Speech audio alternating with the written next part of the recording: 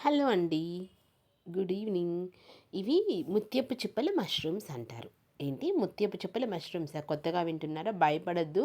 ఇదేదో non veg అనుకోవద్దు. నార్మల్‌గా ఆయిస్టర్ మష్రూమ్స్ అని దొరుకుతాయి కదా! అవే అనమాట. కొంచెం చూడటానికి మనకి పర్ల్ షేప్‌లో లేకపోతే ముత్యపు చిప్ప షేప్‌లో లేకపోతే కొంచెం బోటీ స్ట్రక్చర్‌లో అలా కొంచెం డిఫరెంట్‌గానే ఉంటాయి. చూడటానికి ఫ్లవర్ లాగా, లోటస్ ఫ్లవర్ లాగా ఇలా ఉంటుందన్నమాట. అయితే దీని స్పెషల్ ఏంటి అంటే మెగ్నీషియం ఫుల్ రిచ్ ఉంటుంది అండ్ కాల్షియం బాగుంటుంది, విటమిన్ డి మెయిన్. మనకి మష్రూమ్స్ ఎందుకు ఈ రోజుల్లో తినమంటున్నారంటే మనం ఎవరినైనా చూడండి, అసలు విటమిన్ డి డెఫిషియన్సీ ఇదే గోల ఎక్కడికి వెళ్ళినా సరే. అవునా? మనకి ఎక్స్క్యూజ్ మీ, ఎయిదర్ మనకి ఫస్ట్ రిసోర్స్ వచ్చేసరికి వైటమిన్ డికి ఎప్పుడు సన్లైటేనండి. సన్లైట్లో ఉంటే ఏంటంటే వైటమిన్ డి వేరు, మనకి కాల్షియం వేరనమాట. వైటమిన్ డి కనుక మనకి కాల్సిఫెరాల్ మన బాడీలో ఉంటే అది కాల్షియంని మన బాడీ బాగా అబ్జార్బ్ చేసుకునేలాగా చేస్తుంది. ఫర్ ఎగ్జాంపుల్ మనం 30+ అయిపోయిన తర్వాత మనం మిల్క్ తాగుతున్నా సరే మనకు అది ఒక సప్లిమెంటే తప్ప మన బాడీ ఏమి దానిలో ఉన్నటువంటి కాల్షియంని ఏమీ అబ్జార్బ్ చేసుకోలేదన్నమాట.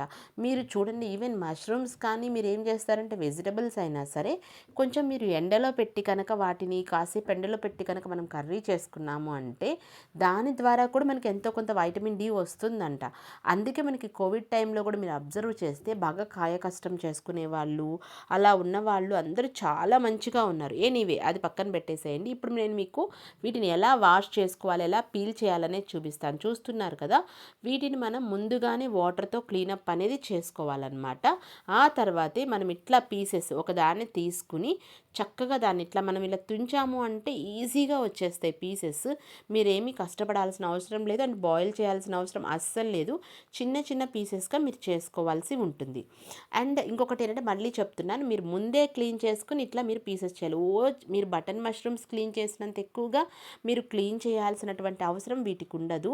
ఎందుకంటే వీటిని మట్టిలో ఏమీ పెంచరనమాట. బటన్ మష్రూమ్స్కి ఎక్కువ మట్టి అవన్నీ ఉంటాయి కదా, వీటికి చాలా క్లీన్గానే వస్తాయి. మనకి 1200 గ్రామ్స్ వచ్చి 120-130 రూపీస్ అనేది వస్తుందన్నమాట. ఇట్లా మొత్తం మనం పీసెస్ కట్ చేసుకుంటే ఫైనల్లీ లుక్ అనేది ఎలా ఉంటుందో నేను మీకు ఇప్పుడు చూపిస్తాను. ఇదిగో ఇలా వస్తుందన్నమాట. వీటిని చూసి భయపడకండి. ఇవి ప్యూర్ వెజిటేరియన్. నేను చెప్పాను కదా, వైటమిన్ డి పుష్కలంగా ఉంటుంది దీంట్లో. మీరు హ్యాపీగా తినచ్చు. ఇంకా మల్టిపుల్ యూజెస్ ఉన్నాయి మనకి బటన్ మష్రూమ్తో కంపేర్ చేస్తే కూడా. చికెన్ చాలా బాగుంటుంది, చికెన్ కంటే బాగుంటుంది. ఇది మసాలా అనమాట. మనకి మసాలాలో ఏమేమి యాడ్ చేసామంటే ఎండు కొబ్బరి, గసగసాలు, చెక్క, నెక్స్ట్ లవంగాలు, మరి మిరియాలు, ధనియాలు, చిన్న ఒక ఇలాచీ అనమాట. అంతే, ఏమి వేయక్కర్లేదు.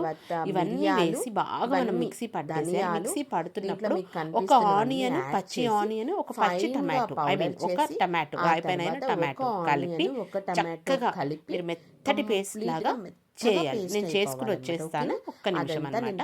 అవన్నీ వేసేసి మనం మెత్తటి ఫైన్ పేస్ట్ లాగా చేస్తే మనకి పేస్ట్ వచ్చింది. ఇంకొక క్లిప్ మిస్ అయింది. ఆ పేస్ట్ని బాగా ఆయిల్లో వేసి బాగా ఫ్రై చేసేసి అల్లం వెల్లుల్లిపాయ ముద్ద కూడా వేసి బాగా ఫ్రై చేసేసి ఈ మన మష్రూమ్ ఇవి ఏవైతే ఉన్నాయో ఆయిస్టర్ మష్రూమ్స్ అవన్నీ కూడా మనం దాంట్లో వేసి ఇప్పుడు చూడండి, కొంచెం రాంగ్ క్లిప్ వచ్చింది. ఫస్ట్ మనకి ఈ మసాలా పేస్ట్ వేసాం కదా, ఈ మసాలా పేస్ట్ వేసి చక్కగా ఇదంతా మనకి ఫ్రై అయిపోయిన తర్వాత మనకి ఆ ఆయిస్టర్ మష్రూమ్స్ కూడా మంచిగా వేసేసి అల్లం వెల్లుల్లిపాయ పేస్ట్ కూడా మంచిగా ఫ్రై అయిపోయిన తర్వాత ఇవి కూడా యాడ్ చేసి ఫైనల్లీ మీరు